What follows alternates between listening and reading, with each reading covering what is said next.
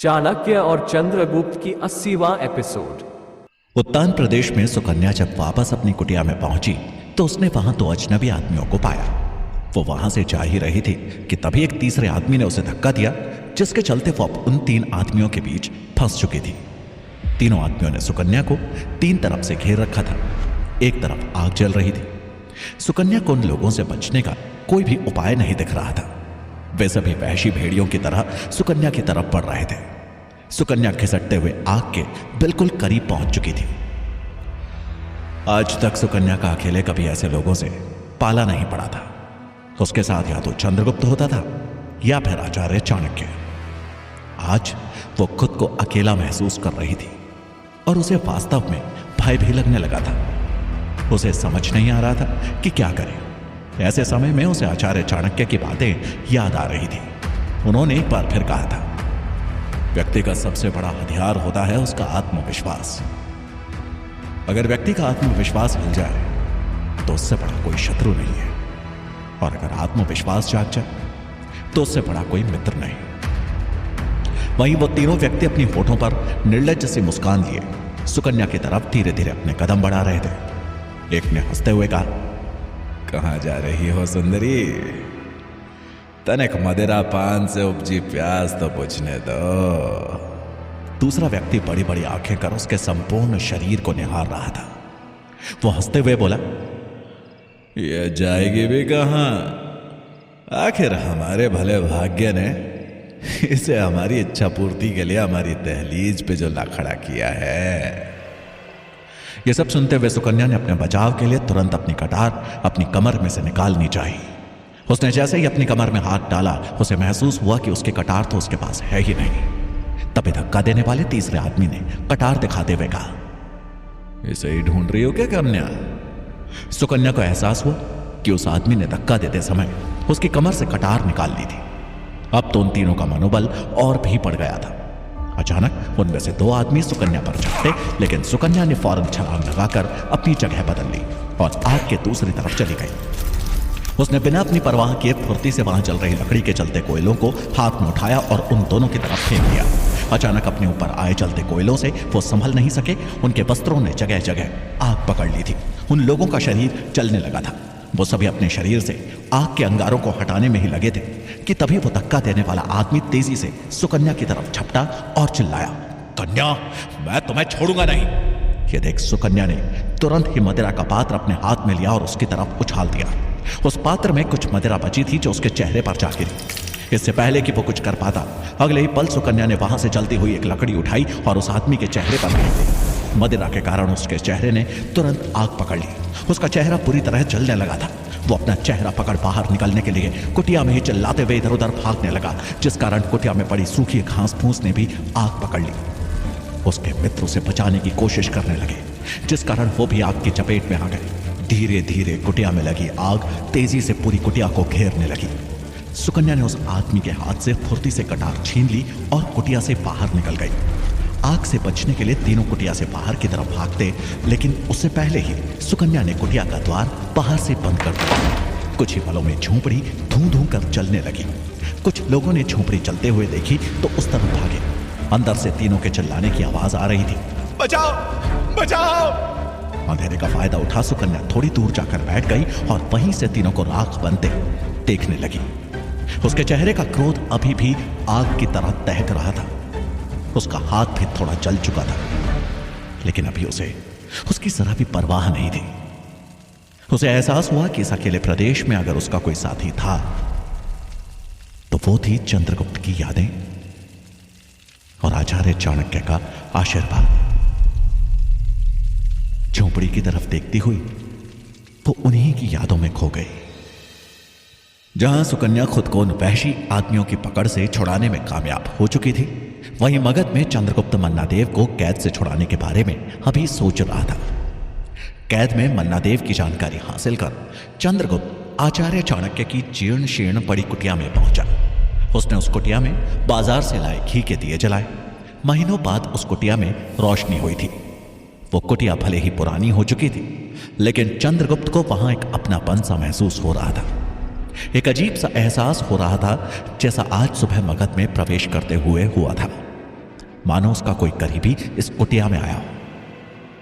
वो एक कक्ष के अंदर दाखिल हुआ और उसकी नजर एक जगह से हटी धूल की परतों पर गई। उसने आश्चर्य से मन ही मन कहा, ऐसा लगता है यहां कोई व्यक्ति निवास करता था। कौन हो सकता है भला? इस बंद घर को कौन अपना ठिकाना बना सकता है? जितना संभव था उसने जमीन की सफाई भी की और एक दीमक लगी चटाई को साफ कर उसे कक्ष में बिछाकर लेट गया। वो लेटे हुए अभी भी मन्ना देव के बारे में सोच रहा था। उसे उन्हें छुड़ाने का कोई भी उपाय नहीं सूझ रहा था। उसने चटाई पर करवट बदलकर सोने की कोशिश की, लेकिन नींद उसकी आंखों से कोसों दूर थी। वो चटाई पर उठ बैठा। उसे स्वयं पर गुस्सा आ रहा था। उसने गुस्से में अपनी कटार निकाली और पास वाले लकड़ी के खंभे पर दे मारी।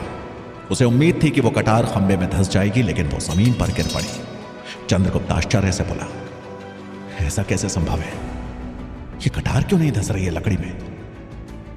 कहीं इसका नुकीला हिस्सा कुंद तो नहीं पड़ गया? उसने कटार उठाकर ध्यान से देखा, लेकिन वो हिस्सा अभी भी नुकीला था। चंद्रगुप्त ने फिर से कटार को उस लकड़ी के खंभे में घुसाने की कोशिश की, लेकिन वो फिर गिर पड़ी। कटार का बस आगे का थोड़ा हिस्सा ही खंभे में धंस रहा था, जिसकी वजह से बाकी का हिस्सा भारी होने के कारण वो नीचे गिर पड़ा। चंद्रगुप्त ने एक बार फिर प्रयास किया, लेकिन एक बार फिर वो कटार नीचे गिर पड़ी। चंद्रगुप्त समझ गया कि आचार्य चाणक्य ने किसी उच्च कोटि की लकड़ी का इस्तेमाल किया है इस खंभे में, इसलिए इस पर कटार का भी असर नहीं हो रहा। उसने कटार को जमीन से उठाने के लिए अपना हाथ आगे बढ़ाया कि तभी उसका ध्यान लकड़ी के महीन महीन बुरादे पर गया। वो आश्चर्य से वहां देखने लगा। उसका ध्यान वहां अंदर ही अंदर उस लकड़ी को खोखला कर रही दीमकों पर गया। वो खुद से बोला, भले ये लकड़ी बाहर से कितनी ही मजबूत क्यों ना हो, परंतु अंदर से ही अब खोखली हो चुकी है। अगर अंदर से इसे तोड़ने का प्रयास किया गया तो यह खंभा पल भर भी नहीं टिकेगा। यह सोचते ही चंद्रगुप्त की आंखों में चमक आ गई। उसे ऐसा लगा जैसे उसे अपना अगला कदम पता चल चुका हो। मन्ना देव को छुड़ाने का उपाय जैसे उसे समझ आ गया था। वो खुश होते हुए चटाई पर लेट गया। उसे प्रतीक्षा थी तो बस अगली सुबह की। एक तरफ जहां चंद्रगुप्त मगध में मन्ना देव को छुड़ाने का उपाय ढूंढ चुका था, वहीं दूसरी तरफ तक्षशिला में आचार्य चाणक्य की राजहंस को ढूंढने की कोशिश जारी थी। सुबह होते ही चाणक्य सूरजमल के साथ उस स्थान पर वापस पहुंचे जहां वो दोनों अंतिम बार राजहंस को ढूंढने के लिए गए थे। ये वही जगह थी जहां उन्हें कुछ लोगों के पैरों के निशान भी मिले थे। सूरजमल बोला, आचार्य, चील कौवे मंडराते तो नहीं दिख रहे आसमान में। अब राजहंस को कैसे ढूंढेंगे? चाणक्य बोले, राजहंस को मारने वाले ने उसे दफना दिया है। अगर उसकी हत्या किसी शस्त्र से की गई है तो हमें रक्त अवश्य मिलेगा, पर अगर शस्त्र के बगैर उसकी हत्या की गई है तो हमें उथली जमीन पर बिखरी ताजी मिट्टी देखनी होगी। चाणक्य की बात सुन सूरजमल ने प्रश्न करते हुए कहा, अगर रक्त नहीं मिला तो उथली जमीन उसके दफनाए जाने का प्रमाण कैसे बन सकती है आचार्य? दफनाने वाला तो उस जगह को सपाट करके गया होगा। चाणक्य बोले, एक बार राजहंस मिल जाए तो इसका उत्तर भी तुम्हें मिल जाएगा। अब दोनों उस जगह से एक दिशा में आगे बढ़े। अभी उन लोगों ने कुछ ही कदम आगे बढ़ाए थे कि सूरजमल को एक जगह उथली मिट्टी दिखी।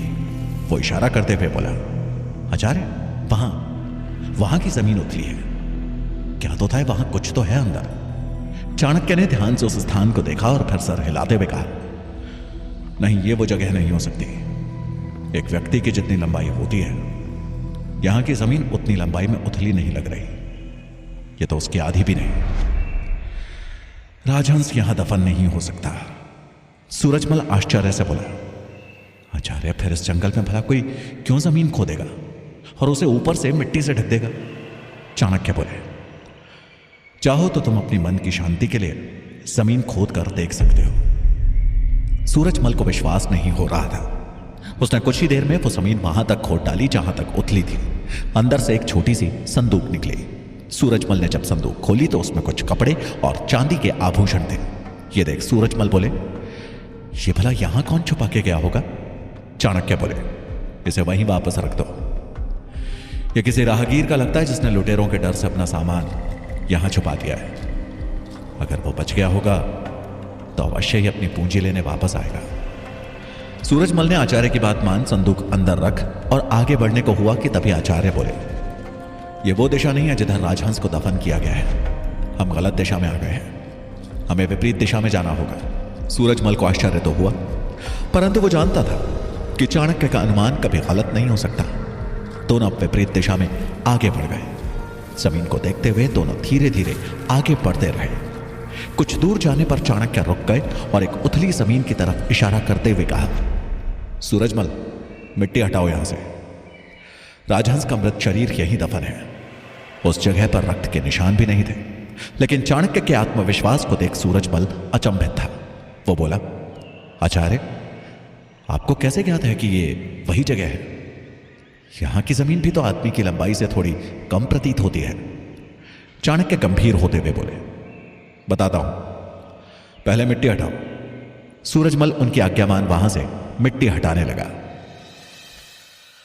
वहीं दूसरी तरफ सुकन्या उत्तान नगर के बाजार में भ्रमण कर रही थी और वहां के बारे में जानने की कोशिश कर रही थी। हालांकि उसे वहां के सेनापति की उन स्त्रियों का इंतजार था जो कल चेहरे को नकाब से ढके बाजार में घूम रही थी। काफी समय हो चुका था, लेकिन सुकन्या को वो स्त्रियां अभी तक दिखाई नहीं दी थी। लेकिन फिर अचानक बीते दिन की भांति बाजार में चहल पहल शुरू हो चुकी थी। लोगों ने रास्ता खाली करना शुरू कर दिया था। सुकन्या तुरंत समझ गई थी कि वो स्त्रियां बाजार में वापस आ चुकी हैं। उसने देखा कि वो सभी कुछ दूरी पर बाजार के एक तरफ जा रही थी, जिधर आगे चलकर बाजार नहीं था। सुकन्या मन ही मन सोचती हुई बोली, ये सभी स्त्रियां उस दिशा में क्यों जा रही हैं?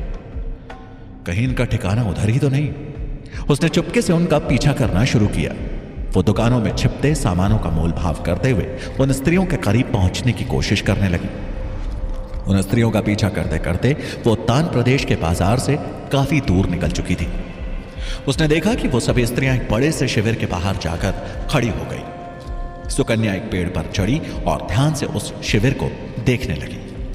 उसने पाया कि वो शिविर चारों तरफ से ढका हुआ था।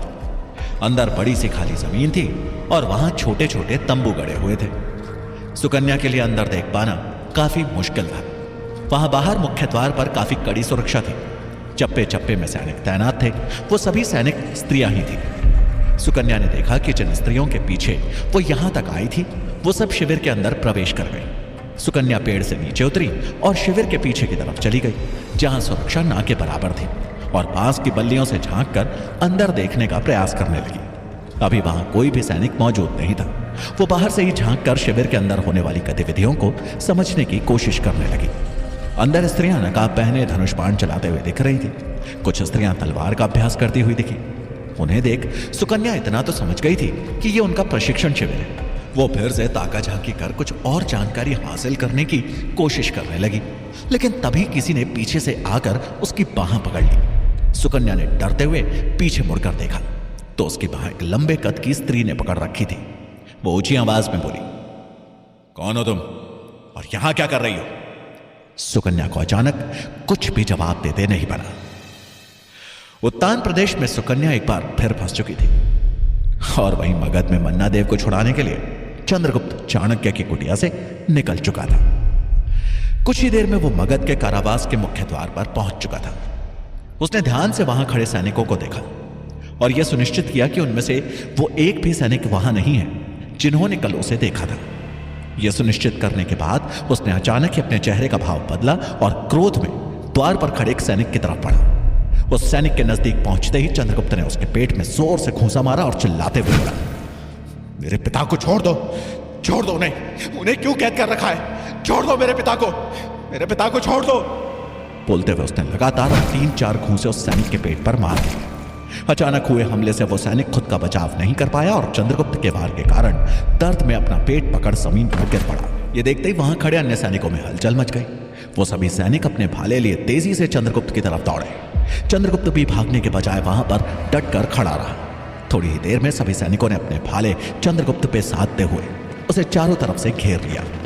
चंद्रगुप्त उन सबके भालों की नोक पे था, लेकिन इसके बावजूद भी उसके चेहरे पे जीत की मुस्कान थी। क्या मन्ना देव तक पहुंचने के लिए यही था चंद्रगुप्त का अगला कदम? कौन है वो स्त्री जिसने सुकन्या को पकड़ लिया है? क्या आचार्य चाणक्य और सूरजमल राजहंस के शव को हासिल कर पाने में कामयाब हो पाएंगे? जानने के लिए सुनिए चाणक्य का अगला भाग।